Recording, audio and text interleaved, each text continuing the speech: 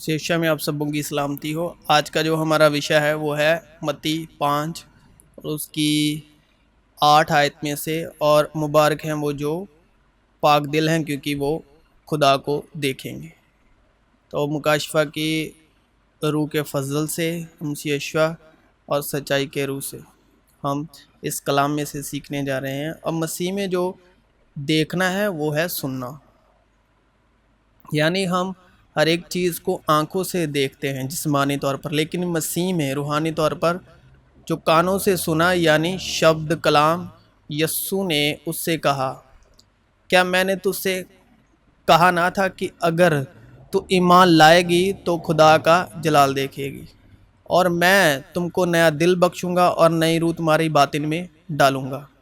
8 रोज़ के बाद जब उसके शागिर्द फिर अंदर थे और तोमा उनके साथ था और दरवाजे बंद थे, तो यस्सु आया और बीच में खड़ा होकर बोला, तुम्हारी सलामती हो।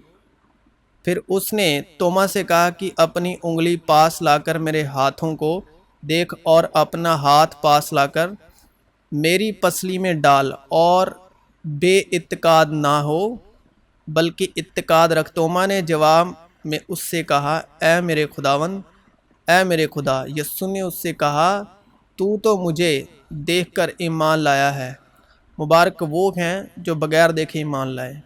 यस्सु ने उससे कहा कि राह और हक और ज़िंदगी मैं हूँ, कोई मेरे वसीले के बगैर बाप के पास नहीं आता। अगर तुमने मुझे जाना होता तो मेरे बाप को भी जानते, अब उसे जानते हो और देख लिया है। फिलिप्पुस ने उससे कहा, ऐ खुदावंद, बाप को हमें दिखा, यही हमें काफ़ी है। यस्सु ने उससे कहा, ऐ फिलिप्पुस, मैं इतनी मुद्दत से तुम्हारे साथ हूँ, क्या तू मुझे नहीं जानता? जिसने मुझे देखा उसने बाप को देखा।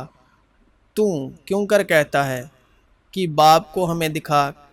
क्या तू यकीन नहीं करता कि मैं बाप में हूँ और बाप मुझ में है? ये बातें जो मैं तुमसे कहता हूँ अपनी तरफ से नहीं कहता, लेकिन बाप मुझ में रहकर अपने काम करता है।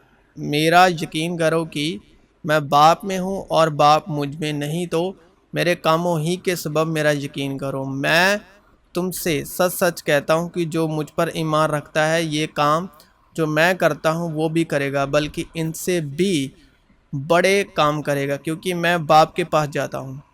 इब्तिदा में कलाम था और कलाम खुदा के साथ था और कलाम खुदा था।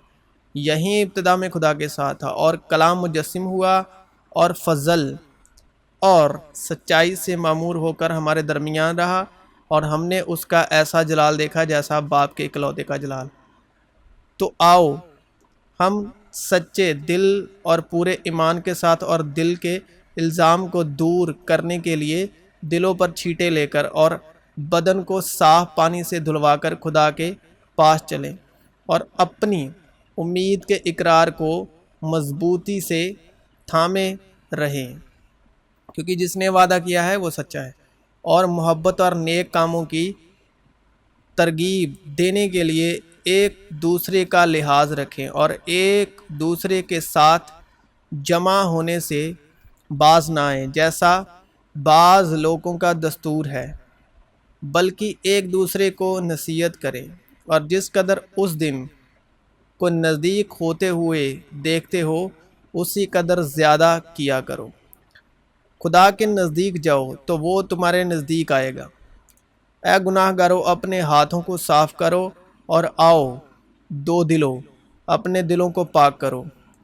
नबियों के शहीफों में ये लिखा है कि वो सब खुदा की तरफ से तालीम पाए हुए होंगे।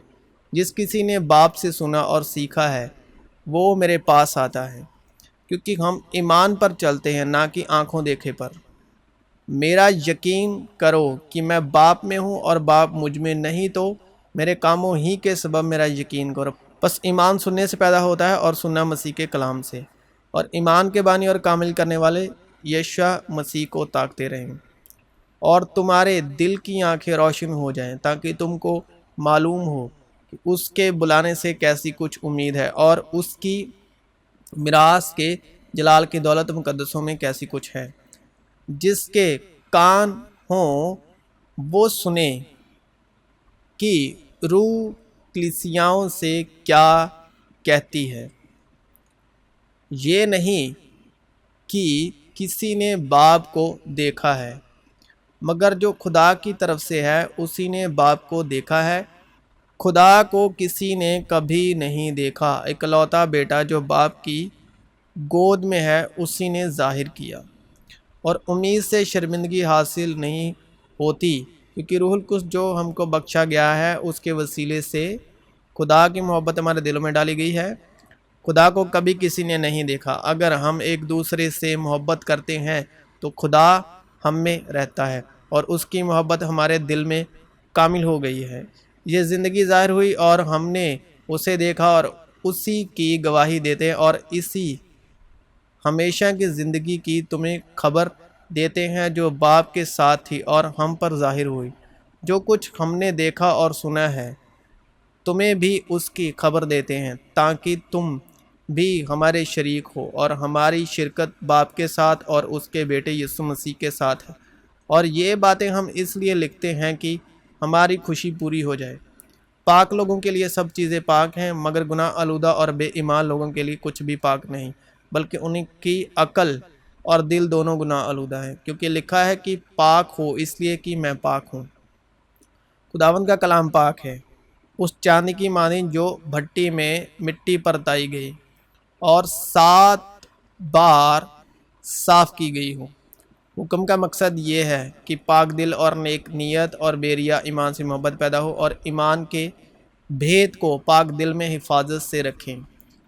اے خدا میرے اندر پاک دل پیدا کر اور میری باطن میں آج سرائے نو مستحکم روح ڈال۔ جوانی کی خواہشوں سے بھاگ اور جو پاک دل کے ساتھ خداوند سے دعا مانگتے ہیں ان کے ساتھ راست بازی اور ایمان اور محبت اور صلح کا طالب ہو، چونکہ تم نے حق کی تابع داری سے اپنے دلوں کو پاک کیا ہے جس سے بھائیوں کی بے ریا محبت پیدا ہوئی۔ اس لیے دل و جان سے آپس میں بہت محبت رکھو۔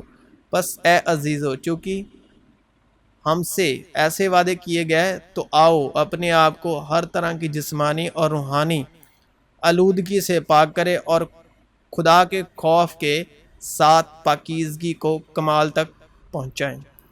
خداوند کے پہاڑ پر کون چڑھے گا اور اس کے مقدس مقام پر کون کھڑا ہوگا؟ وہی جس کے ہاتھ صاف ہیں اور جس کا دل پاک ہے، جس نے بطالت پر دل نہیں لگایا، اور جو کوئی اس سے یہ امید رکھتا ہے اپنے آپ کو ویسا ہی پاک کرتا ہے جیسا وہ پاک ہے۔ تو کوئی گناہ کرتا ہے وہ شرع کی مخالفت کرتا ہے، اور گناہ شرع کی مخالفت ہی ہے، اور تم جانتے ہو کہ وہ اس لیے ظاہر ہوا تھا کہ گناہوں کو اٹھا لے جائے، اور اس کی ذات میں گناہ نہیں۔ جو کوئی اس میں قائم رہتا ہے وہ گناہ نہیں کرتا، جو کوئی گناہ کرتا ہے نہ اس نے اسے دیکھا اور نہ جانا ہے۔ غرض اے بھائیو، جتنی باتیں سچ ہیں اور جتنی باتیں شرافت کی ہیں اور جتنی باتیں واجب ہیں اور جتنی باتیں پاک ہیں اور جتنی باتیں پسندیدہ ہیں اور جتنی باتیں دلکش ہیں، غرض جو نیکی اور تعریف کی باتیں ہیں ان پر غور کیا کرو۔ لیکن اگر ہم نور میں چلیں جس طرح کی وہ نور میں ہے تو ہماری آپس میں شرکت ہے، اور اس کے بیٹے یسوع کا خون ہمیں تمام گناہ سے پاک کرتا ہے۔ اب تم اس کلام کے سبب جو میں نے تم سے کیا پاک ہو۔